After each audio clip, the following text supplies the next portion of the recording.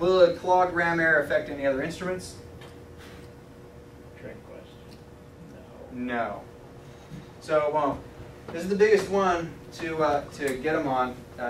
Students, you get them in a, they tell you the right answer. Oh, my airspeed's going to climb. It's going to act like an altimeter. Stick them in the sim, and boom, you freeze up their pitot right on takeoff. They're like at 140 knots before they even like realize what's going on.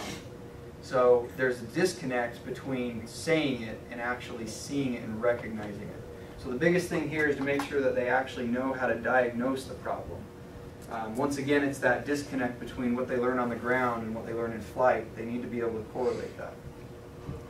All right, so let's say we get a clogged static then. What am I going to see on my instruments?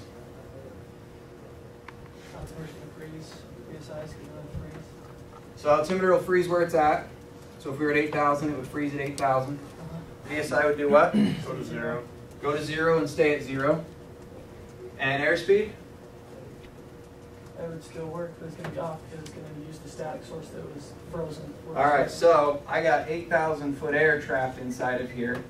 So if I climb, do I have thicker or thinner air? Thinner air, so it's going to read slower than usual. Okay, now obviously I'm going to notice that my altimeter is not moving way before I notice my airspeed. That's obvious. Okay, so next thing that we're going to do then is open up that alternate static. What's that going to make us do?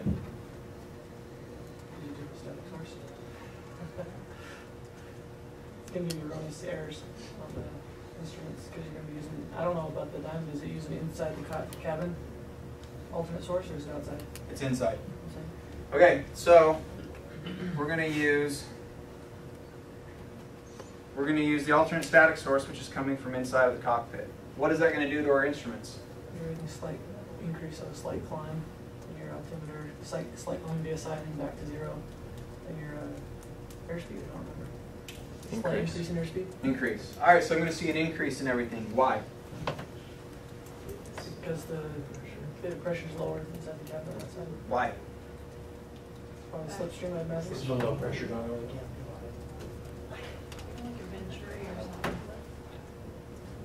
Yes. Yes, yes, yes, yes, all mixed together. All right, so now here's the biggest thing. I had a student for like 4 months. I was like going nuts because he did not get this concept. As soon as I put some numbers with it, it finally clicked for him. So we're just going to use some just nominal numbers. We're going to make them up and to represent what we're doing. So I've got my awesome airplane. There it is. An egg with wings. That would be a diamond star. I guess I need to stand this for you, right? There you go. All right. So here we go. I'm flying along. Mr. Bernoulli. What does Mr. Bernoulli have to do with flight? Nothing. Nothing. Thank you. All right. So, but Bernoulli did say something important. And what did Bernoulli say that was important? Pressure increases, velocity increases. So if the velocity increases, what happens? Pressure decreases. Okay. So relatively, the air outside the aircraft is going 110 knots, right? How fast is the air going inside the cockpit? 0. Which one has a lower pressure? Outside. Outside. So we're going to call this 110 knot wind, we're going to give it a number. We're going to call it -20.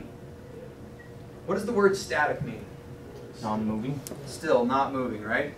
So static air, that's why if you notice your static port is usually located in a place that doesn't get disturbance. Okay? It's not affected by this -20 as much. Okay? So inside the cockpit should be static air, which we're going to call static being 0. Not moving, 0. Okay? Out here at our static port, what should it be? 110. 0. 0, right? Static. So I got 0, 0, -20. Unfortunately, how tight is my cockpit sealed? In a katana? Yeah. Freeze my butt off in those in the winter. Okay.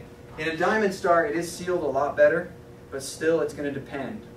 So what happens is you do have some cracks in those seals, and so air always wants to flow from high to low. Is 0 higher than -20? Yes. So basically we get a little bit of suction, and we get like -3 or something like that inside the cockpit. So here's where the confusion happens with students. I have a lower pressure inside the cockpit than I do at the static port.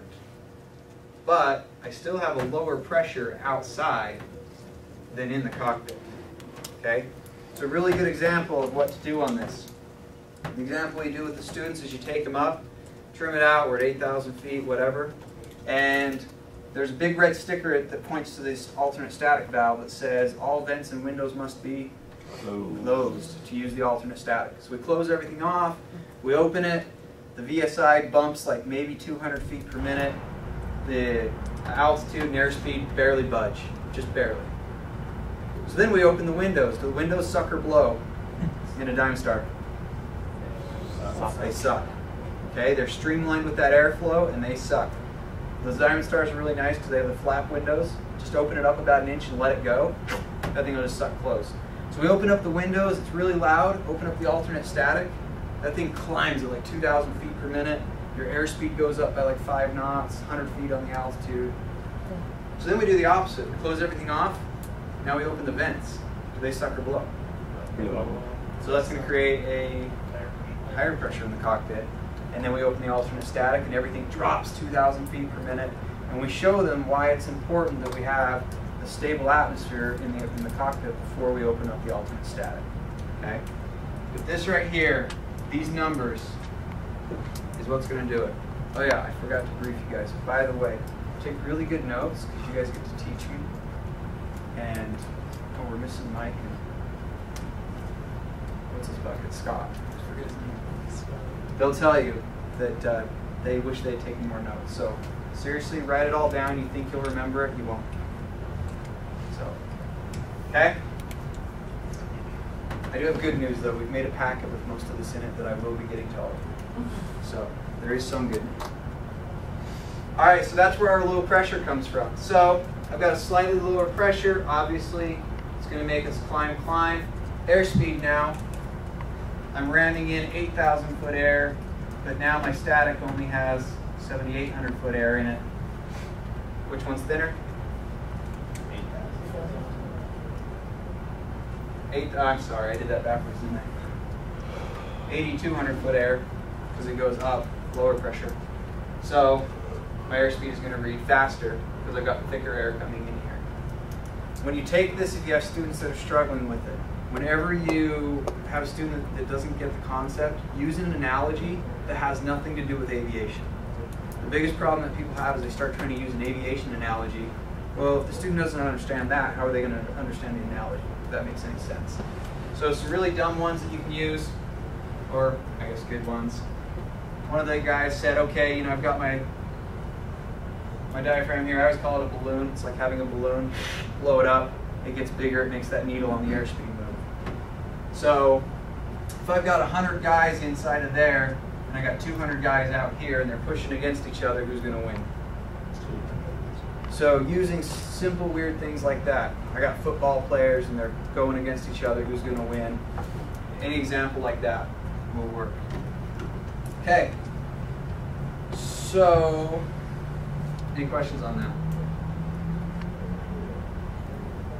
Awesome. VSI. We just said that our VSI goes to 0, right? Mm-hmm. If we have a clogged static. So the question is, we have a calibrated leak on a VSI. Where does that calibrated leak go? Into the chamber. Goes where? Into the chamber, around the balloon. Okay, around the balloon. But when it leaks out, where does it go? Into the static source. Into the cockpit. No. Yes. They're both into the static source. They do. They all both connect back here. So that's what this drawing is here. Your calibrated leak. Now here's why. Think back to it. If it vented into the cockpit and I had a clogged static source, so let's just say this just vented out into the cockpit. If I clogged this right here, then what would happen is this would actually start acting like an altimeter, because I would have clogged the chamber, but yet as the pressure inside the cockpit changes, it would then allow this to act just like an altimeter. So all it is a VSI is kind of the opposite